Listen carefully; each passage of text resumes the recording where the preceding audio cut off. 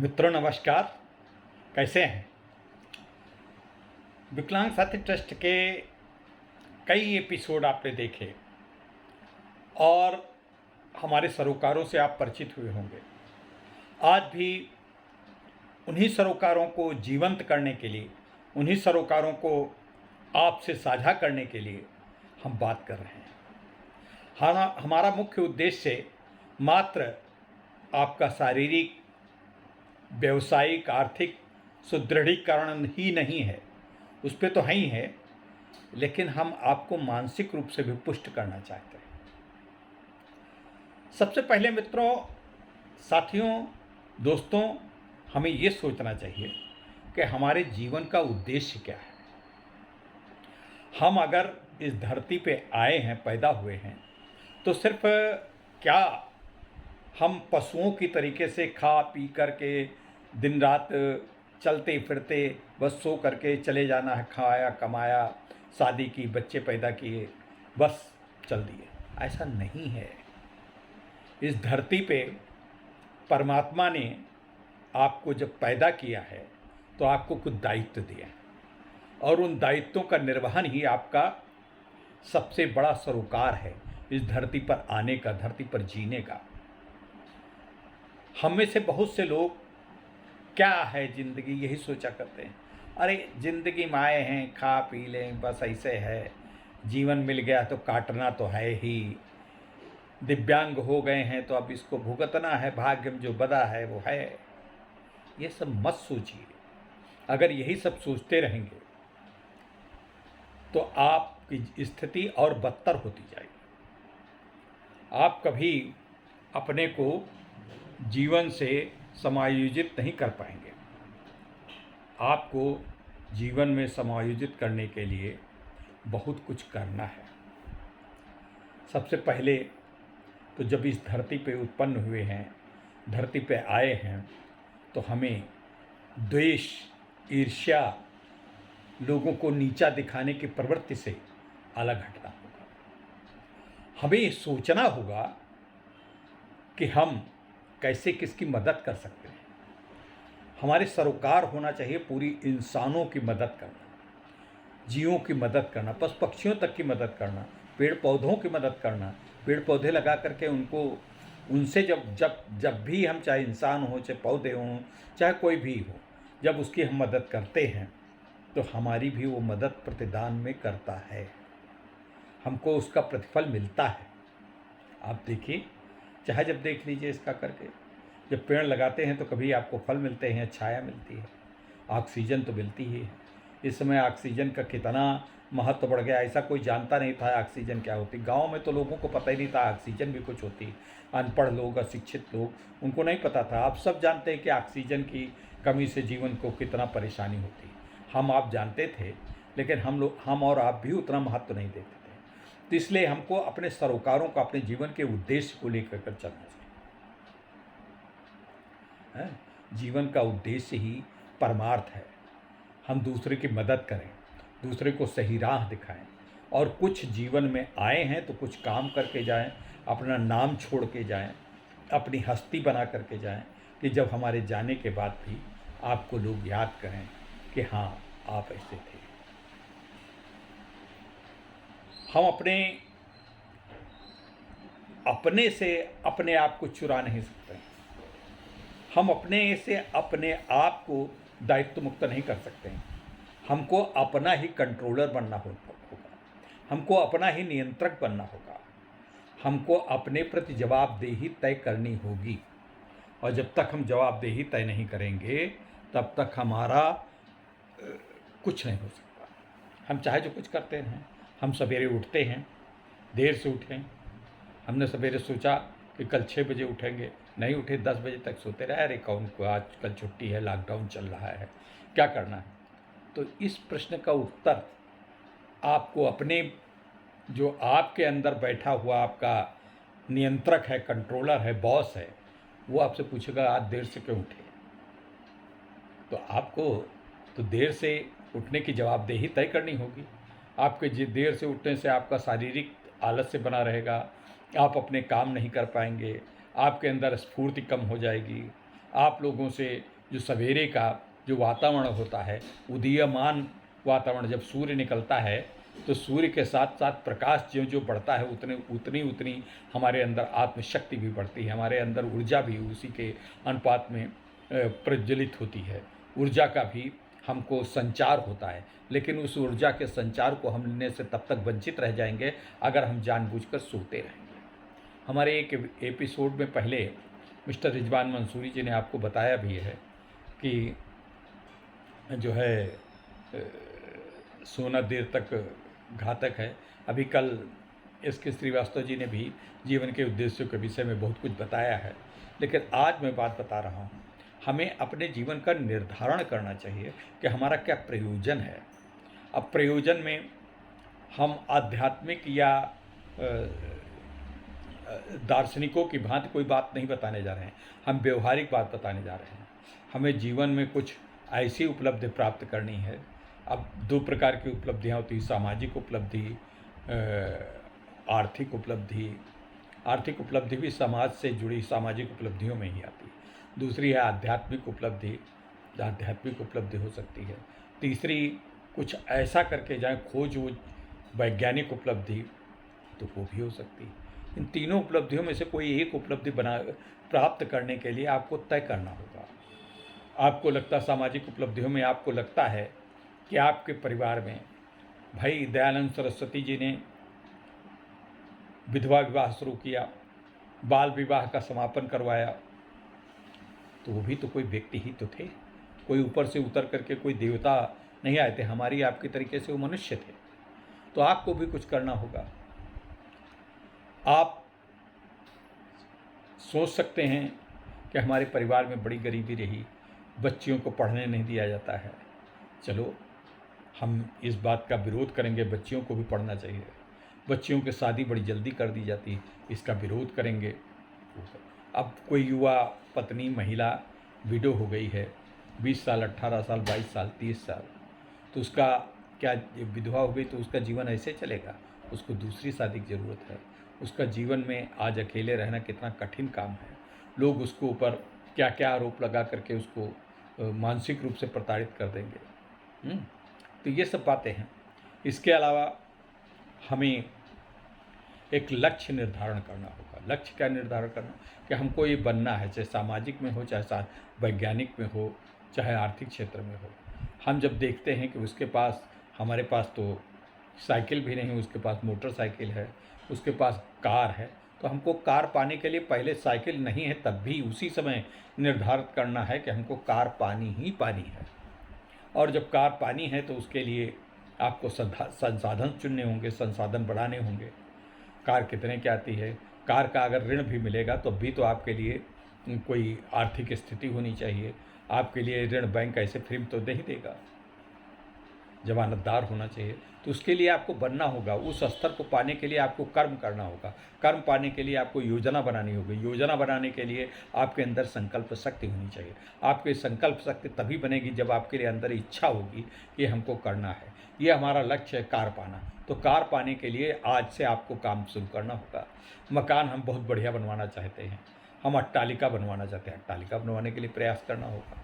हम हवाई यात्रा करना चाहते हैं, हमारे बहुत से साथी हवाई यात्रा नहीं करें, हवाई यात्रा करना चाहते हैं। तो जाना है, कहाँ जाना है, किस जगह जाना। हवाई यात्रा बड़ी सस्ती हो गई हैं। मैंने एक उदाहरण दिया, आपको विदेश जाना, स्विट्ज़रलैंड जाना है, मॉरिशस जाना है, सिंगापुर जाना है, अमेरिका जाना है।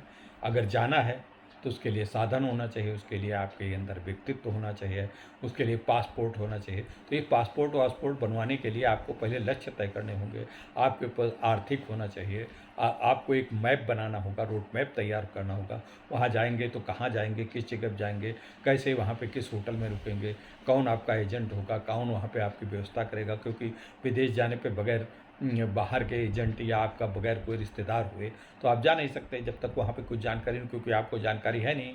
हर देश के रचना, हर देश की सामाजिक व्यवस्थाएं, रूढ़ियाँ सब अलग अलग होती हैं, जीवन शैली अलग होती है। तो उस जीवन शैली के लिए आपको कोई जब बताएगा तभी आप जान पाएंगे। तो मित्रों, इन सब चीज़ों के लिए आपको अपने जीवन का प्रयोजन तय करना होगा, उद्देश्य तय करना होगा। आप मित्रों एक बात जानते होंगे मुकेश अंबानी, अनिल अंबानी, इनके पिताजी बहुत गरीब आदमी थे। आप सब लोग जानते होंगे कि वो फलों का जूस बेचा करते थे। आज दुनिया में मुकेश अंबानी विश्व में पूंजी के हिसाब से तीसरे या चौथे व्यक्ति हैं। क्यों हैं? उनके पीछे बहुत तपस्या है, बड़ी कर्मठता है, बड़ा लक्ष्य है, बड़ा नियोजन है। ऐसे नहीं हो गया कि ऊपर से कोई पैसा आ गया उसके। और ये भी नहीं है कि उनके अंदर कोई देवदूत बैठा है या ईश्वर ने कुछ उनको बना। आप भी बन सकते हैं, आप उनसे अच्छा बन सकते हैं, आप इस दुनिया का नियंत्रण कर सकते हैं, लेकिन आपको जीवन शैली बदलनी होगी, आपको लक्ष्य निर्धारण करने होंगे, जीने का एक मकसद तय करना होगा कि हमारे जीने का मकसद क्या है। अब जीने के मकसद में दो रास्ते, एक नकारात्मक, एक सकारात्मक। सकारात्मक तो ये सब रास्ते हैं, अंबानी के तरीके से बन सकते हैं। नकारात्मक रास्ते ऐसे हैं कि जो आपको आतंकवादी बना सकता है, आपको बहुत बड़ा कुख्यात डकैत बना सकता है, आपको बहुत बड़ा धोखेबाज चीटर बना सकता है, ठग बना सकता है। तो वो रास्ते तो हमको नहीं अख्तियार करना चाहिए। आज मेहुल चौकसी की आप दशा देख रहे हैं, कहाँ कितना पिटाई हुई, कितना मारे पीटे गए, बाहर से लाए जा रहे हैं और वो सब लाए जाएंगे। कोई भी अरबों खरबों का रुपये वो बैंकों को धोखाधड़ी करके भाग गए, वो भी एक उनका प्रयोजन रहा होगा कि हम बहुत बड़े आदमी बन गए, निश्चित रूप से बन गए। उनके पास कोई ऐसा संसाधन नहीं है, दुनिया की खुशियाँ नहीं जो उन्होंने पाई न हो, लेकिन उन खुशियों के साथ साथ इतने तनाव पाए हैं। आज डायबिटिक हैं, हार्ट के पेशेंट हैं, उनका एक चैन नहीं है, कहाँ पे कौन परिवार है, कौन बच्चा है, कौन का कहीं मिल नहीं सकते, चोरी छिपे जी रहे हैं और कितना लज्जित हो रहे हैं, अपमानित हो रहे हैं। सब चीज़ें यहाँ पे भारत में कब्जा कर ली गई। तो ऐसे अनैतिक गुणों को भी नहीं बनाना चाहिए। ठग आतंकवादी बने, आतंकवादी वो लादेन भी था, मारा गया। बहुत सारे आतंकवादी हैं, हम रोज़ मारे जा रहे हैं। हमारे ही देश में नहीं, बहुत सी जगहों पे हैं। तो आप चाहे तो आतंकवादी बने, चाहे तो आप बहुत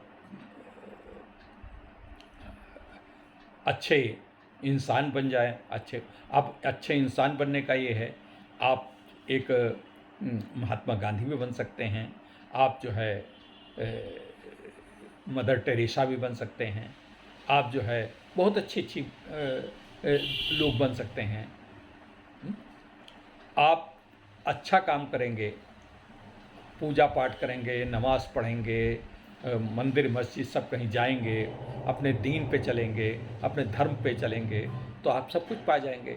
लेकिन दीन और धर्म के द्वारा गलत व्याख्या करके अगर आप गलत राह में जाएंगे तो आप बर्बाद भी हो जाएंगे। तो जीवन का उद्देश्य हमको ये है, जब बच्चा पैदा होता कितना निश्चल होता है, उसको कुछ नहीं पता होता, किसी से कोई मतलब नहीं, किसके कौन दुश्मन है कौन मित्र है, इससे कोई मतलब नहीं। ज्यों बड़ा होता जाता है त्यों उसके अंदर सब कूट के भर दिया जाता है, सब कुछ भर दिया जाता है। हमारा एक नाती है, छोटा सा नाती है, और उससे एक बार मेरी बेटी ने कहा कि तुम उसके कोरोना काल है, वह उसके यहाँ मत जाना, उसके खाने पीने का चीज़ न देना, थोड़ा गंदगी रहती है। और अभी उसको ये नहीं पता कि उससे उस बच्चे का या कुछ पता। उन्होंने कहा मेरी मम्मी कहती हैं कि आप उनके यहाँ जब खाना उनकी माँ ने दिया उसको कुछ खाने को, उनके यहाँ मत जाना कि उनके यहाँ गंदगी रहती है। इस तरीके की स्थितियाँ आ जाती हैं। अब उसका बड़ी सफाई होगी, खैर जो कुछ भी हुआ, लेकिन बच्चे को ये अच्छा बुरा भी नहीं मालूम, वो निश्चल है, मन है। तो उसी तरीके से बच्चे के तरीके से निश्चल मन बढ़ा करके वो पढ़ने पे ध्यान देता है, आगे अपने खेलने पे ध्यान देता है, लक्ष्य निर्धारण पे ध्यान देता है, विजय पाने की इच्छा करता है। उसी तरीके से विजय पाने की आप भी इच्छा करिए। आप अपने बच्चे को बच्चों सा मन बनाइए, ज़रा निश्चल होकर के देखिए, दूसरे में खामियां ढूंढना कम करिए, दूसरों में अच्छाइयाँ ढूंढने की कोशिश करिए। कोई न कोई व्यक्ति, हर एक व्यक्ति चाहे जितना खराब हो, उसमें भी कुछ अच्छाई होती है। उस अच्छाई को आप लीजिए, अच्छाई को अपनाइए। अच्छाई को अपनाने के बाद आप उस पर जब चलिए तो आपके प्रयोजनों में सकारात्मक परिवर्तन होगा, आपको लक्ष्य साधने में सहजता होगी, सरलता होगी, और उस सहजता और सरलता से आप बहुत यशस्वी हो सकते हैं। आप आगे चल के बहुत नाम कमा सकते हैं। लेकिन खाली सोचते रहें कि हम बहुत बड़े आदमी हो जाएं, दिन भर टीवी देखते रहें, दिन भर अटाए सटाए मोबाइल पे पिक्चर्स देखते रहें, गंदी पिक्चरें भी देखते हैं आप लोग। मैं बहुत जानता हूँ, कृपा करके ये सब चीज़ें न देखिए, ये मानसिक विकृति पैदा करती है। मानसिक विकृति से आपको हटना है, भागना है। विशेषकर दिव्यांगजन जो कुछ नहीं कर पाते वो यही सोचा करते हैं, तो उससे सोच करके उसमें एक हताशा में, एक निराशा में, एक कुंठा में ग्रस्त हो जाते हैं। कुंठा, हताशा, निराशा में जब चले जाते हैं तो फिर उसको कोई उबार नहीं पाता है। फिर वो चिड़चिड़ा हो जाता है, लड़ाई झगड़ा करता है, मारपीट करता है, घर पे गाली गलौज खाता है, मारा जाता है, सब कुछ करता है। हम दिव्यांगों तक नहीं, सभी की बात कर रहे हैं, लेकिन हम दिव्यांगों को भी बीच बीच में इंगित करते हैं, क्योंकि इस बात को हम जानते हैं, बहुत पहचानते हैं। अब हमारे बहुत सारे वक्ता एक दिव्यांग की चर्चा करते हैं कि वो ऊपर लेटे रहते हैं, मैं नाम नहीं लूँगा, और उनके घर वाले ऐसा व्यवहार करते हैं। निश्चित रूप से घर वालों के व्यवहार की मैं निंदा करता हूँ, लेकिन लेकिन लेकिन एक प्रश्न है, कहीं न कहीं उस हमारे दिव्यांग साथी की भी कुछ गलती होती है। वो भी कहीं समायोजन नहीं कर पा रहा है, कहीं एडजस्ट नहीं कर पा रहा है। थोड़ा सा प्रेम से करें, चाहे जितना कोई ख़राब इंसान हो, अगर प्रेम से आप बात करेंगे, कुछ आप थोड़ा सा उनके सहजता से बात करेंगे, उनको हम प्रशिक्षित करेंगे, प्रयास करेंगे उनसे बात करने का, तो पत्थर को पिघलाया जा सकता। तो वो इंसान है, उनके परिवार के इंसान हैं, कोई न कोई रिश्ता होगा। थोड़ा सा तुम भी बढ़ो, थोड़ा सा उनको भी बढ़ो, थोड़ा सा विनम्रता लाना पड़ेगा। अपने यथार्थ को आपको समझने के लिए तत्पर रहना चाहिए। जब तक आप यथार्थ नहीं समझेंगे, आप ये सोचेंगे कि हम सब कुछ है, हमारा बड़ा, आप ठीक है, मस्तिष्क में ठीक है, आपकी इच्छाएं हैं, अभिलाषाएं हैं, आपकी वर्जनाएं भी हैं, लेकिन आप आप आज के ज़माने में कोई किसी का गुलाम नहीं है, और न कोई किसी की संवेदनाओं की पराकाष्ठा में आप उसका ब्लैकमेल कर सकते हैं। भावुकता के द्वारा आप चाहें कि वो खाली बेचारा बेचारा करके, आपको चाहिए कि उसको आपका पूरा परिवार चूँकि आपकी बेचारगी पर ही ध्यान देता रहे, ऐसा नहीं हो सकता है। आपको थोड़ा कर्मठता लानी पड़ेगी, थोड़ी रचनात्मकता लानी पड़ेगी। आप कुछ नहीं कर सकते, उनके बच्चों को पढ़ाना शुरू कर दीजिए, उनके बच्चों को बैठा लिए, उनके बच्चों को सिखाइए, बच्चों से खेलिए, तो आपके पास बच्चों का कांटेक्ट होगा, संवाद बनेगा। तो परिवार में जब बच्चों को पढ़ाने लगोगे तो उनकी माएँ आपको चाय सवेरे देना शुरू कर देंगी। आप जब इतना पढ़े लिखे हैं, इतना अच्छी गज़ल आप लिखते हैं, इतना अच्छा आप बोलते हैं, तो बच्चों को लेटे लेटे आप नहीं बैठ सकते, न बैठिए, लेटे लेटे बच्चों को पढ़ाइए, कहानियाँ सुनाइए। और अब हमेशा अपनी विकलांगता के द्वारा लोगों से आप मेरे ऊपर दया करो, मेरे ऊपर दया करो, दया करो, दया करो, मैं मिश्रा जी वीके मिश्रा हूँ, मैं चल नहीं पाता हूँ, मैं व्हील चेयर से हूँ, मेरे पास सब कोई आकर के बस बिल्कुल मार्केट में सब वीके मिश्रा को ध्यान, ऐसा नहीं हो सकता मित्रों। न समाज में हो सकता, न कुटुंब में हो सकता, न परिवार में हो सकता, न अपनी पत्नी और बच्चे भी ऐसा नहीं कर सकते कि अगर हर समय आप करते रहें। कुछ तो थोड़ा सा आपको देना पड़ेगा। अब दिव्यांग हैं कह करके आप लोगों के भावनाओं का दोहन करना चाहते हैं, ये संभव आज की दुनिया में नहीं है, कभी रहा होगा। बेचारा बेचारा, आप बेचारगी से तो उबरिए। आप बेचारगी को अपना गहना मत बनाइए, बेचारगी को अपना आभूषण मत बनाइए। यथार्थ है, आपकी दिक्कतें परेशानी यथार्थ हैं। मैं नहीं कहता कि आप दौड़ने लगे, आप नहीं दौड़ सकते, हम नहीं दौड़ सकते हैं, मैं भी नहीं दौड़ सकता। अगर कोई अभी हमको सब कोई भूकंप आ जाए, मैं 11वीं मंजिल पर बैठता था, लोगों ने प्रश्न किया कि मिश्रा जी आप 11वीं मंजिल पर बैठते हैं, केंद्रीय भवन में मैं बैठता था, और उसी समय भूकंप आया। तो एक बार भूकंप का मार्गडिल हुआ, सब भाग गए, मैं अकेला। अब मैं कैसे भागूं? तो मेरे पास भी मजबूरियां हूँ। अब मैं उनसे कहता कि नहीं नहीं भूकंप आया, पहले सबको हमको ले चलो, हमको ले चलो। कैसे संभव है यार? अपना कोई जान बचाएगा कि मेरी जान बचाएगा? हमको तत्पर होगा। हमने मार्कडिल में अपने व्हील चेयर से आगे गए हुए जीना पर से व्हील चेयर से उतर करके जीना पर से बैठे बैठे उतरे और 11 मंजिल थी। मैं आधा घंटा उतर पाया, तब तक वहाँ के एग्जीक्यूटिव ऑफिसर वगैरह आ गए। अरे सर आप न उतरिए, मार्कडील था। तो हमने कहा मार्कडील था, कदाचित ये वास्तव में भूकंप होता तब मैं क्या करता, तो मुझको तो उतरना पड़ेगा। उतरा तो मैंने कोई एहसान नहीं किया, मैंने अपने जीवन को बचाने के लिए प्रयत्न किया, और वो प्रयत्न हर व्यक्ति को करना ही चाहिए। तो मित्रों, आज मुझको लगता है 20 मिनट से ऊपर हो गया है, 21 मिनट हो रहा है। बस हम उन 20 पे 21 रहें, इसी शुभकामनाओं के साथ नमस्कार। फिर कल मिलेंगे एक नए सब्जेक्ट के साथ। आगे किसी हफ्ते में मिलेंगे, कल तो नहीं, कल किसी दूसरे का दिन है, आगे फिर मिलेंगे।